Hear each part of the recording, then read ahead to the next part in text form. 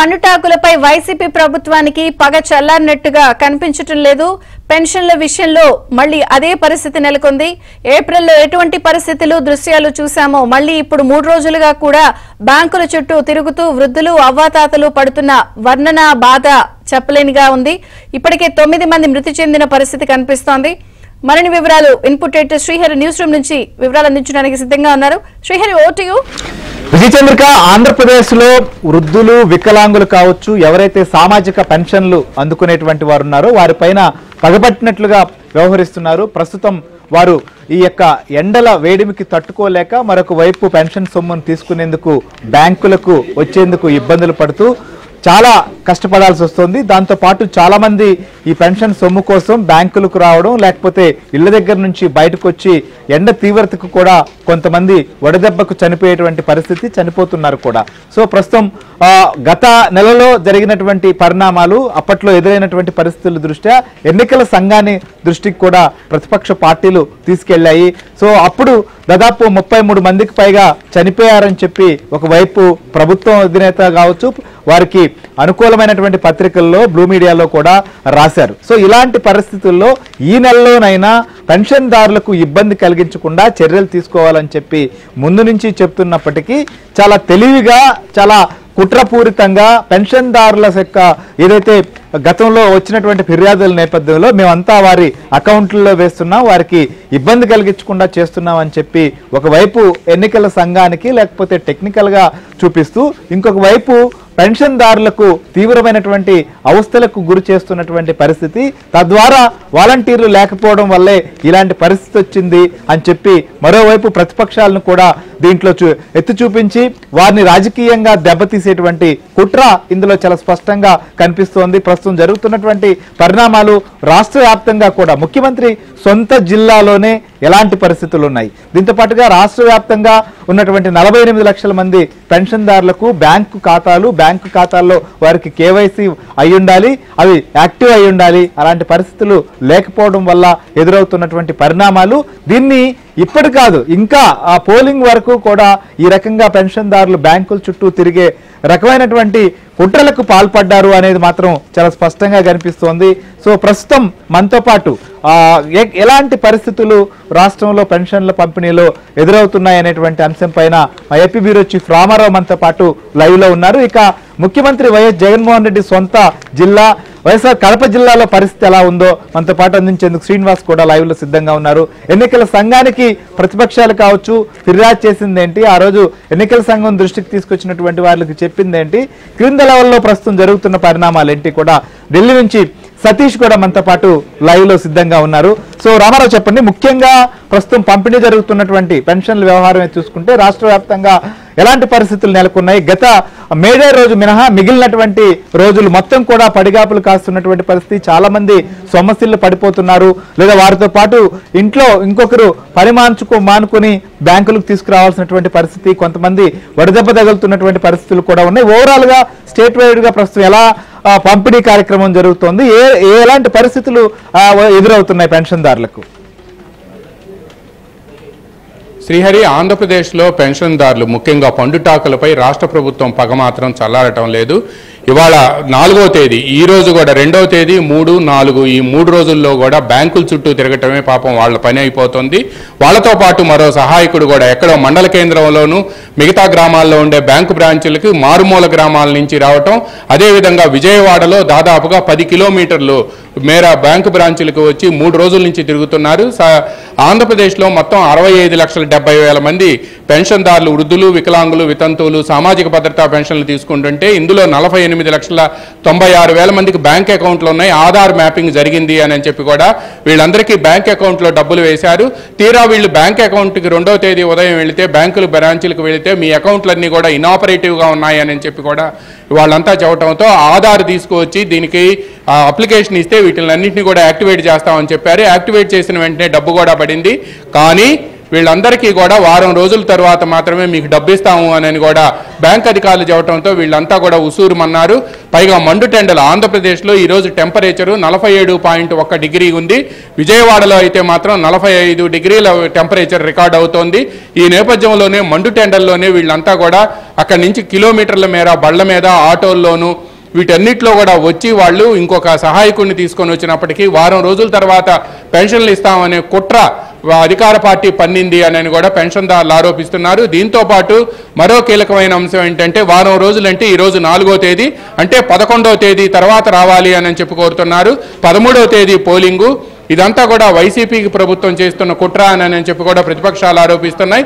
దీంతో పాటు వాలంటీర్లంతా కూడా ఈ పెన్షన్దారులకి మీకు పెన్షన్లు సకాలంలో అందకపోవటానికి మీరు ఇన్ని ఇబ్బందులు పడటానికి కారణం చంద్రబాబు నాయుడేనని, ఆయనే వాలంటీర్లను తొలగించాడు అని చెప్పి కూడా ఇంటింటికి వెళ్ళి ప్రచారం చేస్తున్నారు. గత నెలలో అంటే ఏప్రిల్ నెలలో బ్రాంచుల వద్ద డబ్బులు ఇస్తే ఇప్పుడు ఎందుకు సచివాలయాల వద్ద డబ్బులు ఇస్తే ఇప్పుడు బ్యాంకు బ్రాంచుల్లో డబ్బులు ఎందుకు జమ చేశారు అని చెప్పి కూడా పెన్షన్దారులు నిలదీస్తున్నారు. అయితే వైసీపీ గేమ్ ప్లాన్ ఏదైతే ఉందో ఇదంతా కూడా ప్రతిపక్షాల మీదకి నెట్టాలి అని చూస్తున్నారో, బట్ తెలుసుకున్న పెన్షన్దారులు మాత్రం ఇదంతా కూడా బూమ్రాంగ్ అయింది అని చెప్తున్నారు. అధికారంలో ఉంది ముఖ్యమంత్రి జగన్, అదేవిధంగా ఆయన కనుసరణలోనే అధికారులు నడుస్తారు. అటువంటప్పుడు చంద్రబాబుకు దీంతో సంబంధం ఏంది అని కూడా మరికొందరు ప్రశ్నిస్తున్నారు. అయితే వాలంటీర్ల మాటల్లో నమ్మిన కొంతమంది పెన్షన్దారులు మాత్రం దీని అంతటికి ప్రతిపక్షాలు కారణం అని నమ్ముతున్నప్పటికీ బ్యాంకు బ్రాంచులకు వచ్చిన వాళ్ళకు మాత్రం అసలు విషయం తెలిసిపోతుంది. ఈ రోజు 4వ తారీఖు ఈ రోజు కూడా మన కొలీగ్ సత్య కొన్ని బ్యాంకు బ్రాంచీలకు వెళ్ళొచ్చారు. ఆ బ్యాంకు బ్రాంచీల్లో ఈ రోజు కూడా మీకు అకౌంట్ అయితే యాక్టివేట్ అయింది, కానీ మీకు వారం రోజుల తర్వాత డబ్బులు ఇస్తామని చెబుతున్నారు. పైగా శ్రీహరి వీటన్నిటికంటే ఘోరమైన విషయం ఏంటంటే ఇన్యాక్టివ్గా ఉన్న ఇనాపరేషన్లో ఉన్న అకౌంట్లని ఆపరేషన్లోకి తీసుకొస్తే ఒక్కొక్కరికి 400 రూపాయలు కట్ అవుతున్నాయి. పైగా వృద్ధులు, వికలాంగులు, వితంతువులు వీళ్ళకి మందులు వేసుకునేందుకు, ప్రాథమిక అవసరాల కోసం, ఆరోగ్య అవసరాల కోసం మందులు కొనుగోలు చేసుకునేందుకు ఈ 3000 రూపాయలు సరిపోతాయనుకుంటాం భావిస్తున్న తరుణంలో 1వ తేదీన మందులు కొనుక్కుంటాము ఆ డబ్బులు వచ్చిన వెంటనే, కానీ 10వ తేదీ వరకు కూడా ఆగాలంటే ఏ విధంగా కుదురుతుంది అని కూడా వాళ్ళు ప్రశ్నించటం దయనీయమైన పరిస్థితి. కనీసం మానవీయ కోణంలో కూడా ఆలోచించకుండా కనీసం ఈ బ్యాంకు బ్రాంచీల్లో డబ్బులు వేసే సమయంలో 48,96,000 మందికి బ్యాంకు బ్రాంచీల్లో 3,000 రూపాయలు ఇస్తున్న తరుణంలో కనీసం బ్యాంక్ అధికారులను పిలిచి వాళ్ళందరివి జీరో బ్యాలెన్స్ అకౌంట్లు కావడంతో వాటిని యాక్టివేట్ చేయాలి అని చెప్పి ఎటువంటి హడ్డిల్స్ లేకుండా ఆ వృద్ధులు, వికలాంగులు, వితంతువులకు డబ్బులు ఇవ్వాలని చెప్పి కనీస ఆ పరిస్థితి కూడా అధికారులు లేకపోవటం శోచనీయము అని చెప్పి కూడా ప్రతిపక్షాలు చెబుతున్నాయి. అందుకని తెలుగుదేశం అధినేత చంద్రబాబు నాయుడు నిన్న తీవ్ర ఆగ్రహావేశాలు వ్యక్తం చేస్తూ చీఫ్ సెక్రటరీకి కూడా లేఖ రాశారు. ఇవి ఆంధ్రప్రదేశ్ వ్యాప్తంగా బ్యాంకుల వద్ద మాత్రం ఈ రోజు కూడా వృద్ధులు, వికలాంగులు, వితంతువులు కూడా పడిగాపులు కాస్తున్నారు. శ్రీహరి, రైట్, ఒకసారి మనం ముఖ్యమంత్రి జిల్లాకు కూడా ఎలాంటి పరిస్థితులు ఉన్నాయో కూడా చూద్దాం. మొత్తానికి స్వార్థ రాజకీయ క్రీడలో వృద్ధులు, వికలాంగులను బలి చేసేటువంటి కుట్రకు తెరలేపారనేది ప్రస్తుతం చాలా స్పష్టంగా అర్థమవుతోంది. సో పంపి వచ్చి వడదెబ్బ తగిలి చనిపోయినటువంటి పరిస్థితులు కూడా శ్రీనివాస్ ఓవరాల్ గా ఆ జిల్లాలో ఎలాంటి పరిస్థితి నెలకొంది, ఏ రకంగా అక్కడ పెన్షన్ల పంపిణీకి తీసుకునేందుకు వస్తున్నటువంటి వారు అవస్థలు ఏర్పడుతున్నాయి, బ్యాంకుల దగ్గరికి వచ్చినటువంటి వారికి కావచ్చు లేదా బ్యాంకుల వద్దకు వచ్చేందుకు ఏ రకమైనటువంటి వ్యయ ప్రయాసాలు ఎదురవుతున్నాయి?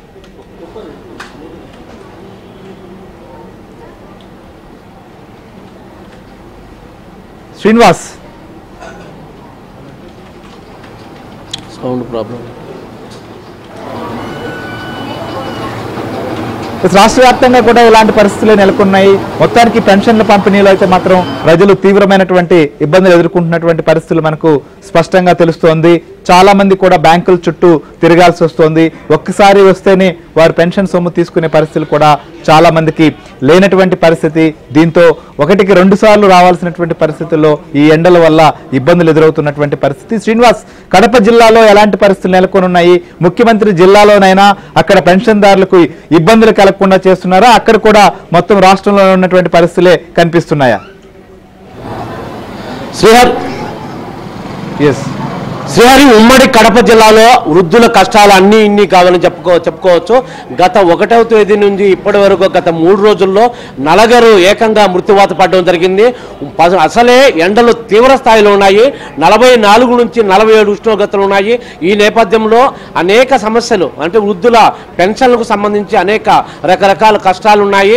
ఫస్ట్లో సచివాలయానికి అంటారు, ఇక్కడ ప్రాబ్లం వస్తే మళ్ళీ ఇప్పుడు బ్యాంకులకు వేయడంతో ప్రధానంగా 1వ తేదీ నుంచి నిన్నటి వరకు ఏకంగా నలుగురు నలుగురు మృత్యువాత పడడం జరిగింది. అంటే ఎండలకు వేడి మీద తట్టుకోలేక తీవ్ర స్థాయిలో ఎండలు ఉండడంతో నిన్నైతే 47 ప్రధానంగా మొన్న జరిగిన రాయచోటి పట్టణంలో బ్యాంకుకు తారడానికి వచ్చి ఆధార్ లింకు కాకపోవడంతో గత 2 రోజులు తిరిగిన వ్యక్తి ముసలాయన అంటే 70 ఏళ్ల వయసులో అట్టే ఎండలోనే చనిపోవడం జరిగింది. అలాగే నిన్న తీసుకుంటే బద్వేల్లో ఒకేసారి ఇద్దరు చనిపోవడం జరిగింది. అంటే నిన్న కూడా ఆధార్ లింక్ లేక గత 2 రోజులుగా తిరిగిన ఒక వ్యక్తి అక్కడ చనిపోవడం జరిగింది. ఎండకు తాళలేక అటు పూర్మావిల బద్వేలు ఈరోజు కూడా పెళ్లిమని మండలంలో ఒకరు చనిపోవడం జరిగింది. అలాగే ఇక వరుసగా అంటే ఉమ్మడి కడప జిల్లాలో గత 3 రోజులుగా నలుగురు మృత్యువాత పడడం జరిగింది. ప్రధాన కారణం ఏంటంటే బ్యాంకులో అయితే ఎలాంటి తప్పు లేదు, బ్యాంకు సిబ్బంది వల్ల కేవలం ప్రభుత్వ నిర్లక్ష్యం అధికారుల వైఫల్యంతో ఎలా జరుగుతున్నాయనేది విపక్షాలు అటు ప్రజలు కడప జిల్లాలో ప్రజలు మండిపడుతున్నారు.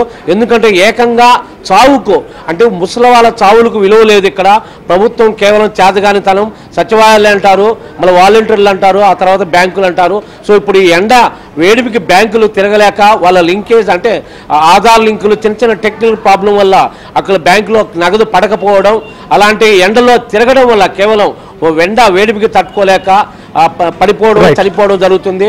కేవలం ఈ కష్టాలన్నీ కూడా ప్రభుత్వ నిర్లక్ష్యం, కేవలం వీళ్ళ చేస్తున్న అధికారులు నిర్లక్ష్యం అని చెప్పి అటు కడప జిల్లా ప్రజలు మొత్తం మండిపడుతున్నారు విపక్షాలు. మన దగ్గర టీడీపీ నేత హరిప్రసాద్ ఉన్నారు, ఒకసారి మాట్లాడిద్దాం. చెప్పండి. ఈరోజు రాష్ట్ర వ్యాప్తంగా ముఖ్యంగా ముఖ్యమంత్రి జిల్లాలో అవ్వాతాతల ఉసురు ఈ చీఫ్ సెక్రటరీ గారు కొట్టుకుంటుందని చెప్పే దాంట్లో ఏమాత్రం కూడా అనుమానం లేదు. ఎందుకంటే పాపం 46-47 డిగ్రీలు ఉంటే ఇంట్లో నుంచి బయటికి రాలేని పరిస్థితుల్లో వాళ్ళు బ్యాంకు చుట్టూ తిరిగి కావాల్సినంత స్టాఫ్ ఉన్నా కూడా వాళ్ళు ఉపయోగించకుండా ఏదో చంద్రబాబు గారి మీద నింద వేయాలని ప్రయత్నంలో భాగంగానే ఈ విధంగా ఆ అవ్వాతాతలను అష్టకష్టాలు పెడుతున్నారు. ఈ దినం నిన్నటి వరకు దాదాపు 100 మంది చనిపోయారు. మా జిల్లాలోనే 4 చనిపోయారు. ముఖ్యమంత్రి గారు నిద్రపోతున్నారా, ఏం చేస్తున్నావా అని మేము అడుగుతున్నాం. నీ సొంత జిల్లాలోనే దిక్కులేని పరిస్థితి ఉంది. అవ్వాతాతలు ఈ విధంగా చనిపోతా ఉంటే నువ్వు నిద్రపోతున్నావా, నీ చీఫ్ సెక్రటరీ గారు ఏం చేస్తున్నారని అడుగుతున్నా. ముఖ్యంగా ఈ చనిపోవడానికి అవ్వాతాతల కారణం చీఫ్ సెక్రటరీ, ఆయన మీద వెంటనే కేసు పెట్టాలని మేము కోరుకుంటున్నాం. అదేవిధంగా ఎలక్షన్ కమిషను వాళ్ళు కూడా ఎందుకు చూస్తూ ఉన్నారో మాకు అర్థం కావడం లేదు. హైకోర్టు చెప్పింది, కోర్టులన్నీ చెప్పాయి. అయ్యా మీరు మనం చూస్తున్నాం కడప జిల్లాలో కూడా అక్కడ ఏ రకమైనటువంటి అభిప్రాయం వ్యక్తమవుతుందో ఖచ్చితంగా ఈ మృతులకు కూడా బాధ్యత ప్రభుత్వానిది అనేటువంటి డిమాండ్ కూడా వ్యక్తం చేస్తున్నారు. సో మొత్తానికి సొంత జిల్లాలో కూడా ఇలాంటి పరిస్థితులు వస్తున్నాయి. ఎలక్షన్ కమిషన్ దీనిపైన ఎలాంటి దృష్టి తీసుకెళ్తున్నారు ఏ రోజుకి ఆ రోజు? సో ఆల్రెడీ కంప్లైంట్ చేసిన తర్వాత కొన్ని నిబంధనలు కావచ్చు, కొంత డైరెక్షన్ కూడా ఇచ్చింది. అయినప్పటికీ కూడా తీవ్ర అవస్థలు ఎదురవుతున్నాయి. సతీష్, ఏంటి ఈసీ దృష్టికి కూడా వస్తున్నాయా ఆంధ్రప్రదేశ్ లో జరుగుతున్నటువంటి పరిణామాలపైన, పెన్షన్దారులకు ఎదురవుతున్న అవస్థలపైన అక్కడ ఈసీ దృష్టికి వచ్చినటువంటి కంప్లైంట్స్ ఏంటి? ఈసీ కూడా ఎలా రియాక్ట్ కాబోతోంది? ఎస్ శ్రీహరి, ఏపీలో ఉన్న పెన్షన్లు కావచ్చు, వికలాంగులు కావచ్చు, పెన్షన్దారులు అదేవిధంగా వృద్ధులకు ఎలాంటి ఇబ్బందులు జరగకుండా ఉండేందుకు ముందస్తు ప్రణాళికలు చేపట్టాల్సిందిగా రాష్ట్రానికి ఇప్పటికే సూచనలు కూడా ఆదేశాలు జారీ చేయాల్సిందిగా కూడా గతంలో అంటే ఏప్రిల్ 9వ తేదీన తెలుగుదేశం పార్టీకి సంబంధించిన కనకమెండల రవీంద్ర కుమార్ కావచ్చు, తెలుగుదేశం పార్టీ నాయకులు కావచ్చు ఒక లేఖను కూడా కేంద్ర ఎన్నికల సంఘానికి రాశారు. కేంద్ర ఎన్నికల సంఘం అధికారులను కూడా కలిశారు. మే 1వ తేదీనే పెన్షన్లు అందరికీ ఇంటి వద్దకే చేరే విధంగా కూడా చర్యలు చేపట్టాల్సిందిగా ఒక ఫిర్యాదును కూడా అందించారు. అందుకు అనుగుణంగానే కేంద్ర ఎన్నికల సంఘం కూడా రాష్ట్ర ప్రభుత్వానికి ఒక లేఖ రాసింది.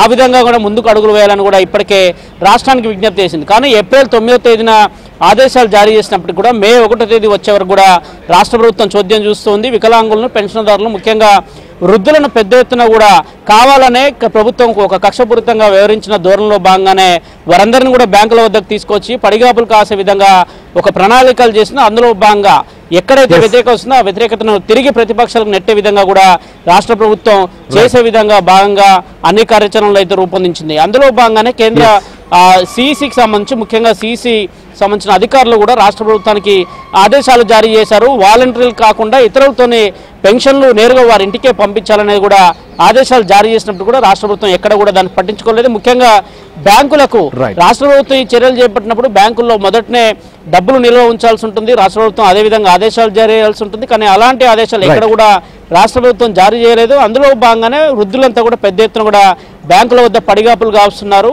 కొంత ప్రభుత్వం పూర్తిగా కూడా దీన్ని ప్రతిపక్షాలపై నెట్టే విధంగా అయితే ఒక ప్రయత్నం చేస్తుంది Srihari. Right, thank you Satish, thank you Ramarao. So ఏదైతే రాజకీయ కుట్రలకు రాజకీయ క్రీనేడకు మాత్రం పెన్షన్దారులు బలి కావాల్సినటువంటి పరిస్థితులు నెలకొంటున్నాయి. ప్రస్తుతం పెన్షన్ తీసుకోవడం కూడా చావుకొస్తోంది అనేటువంటి బాధ ఆంధ్రప్రదేశ్లో ఉన్నటువంటి వృద్ధులు వికలాంగులు కావచ్చు, సామాజిక పెన్షన్లు తీసుకునే వారిలో వ్యక్తమవుతోంది.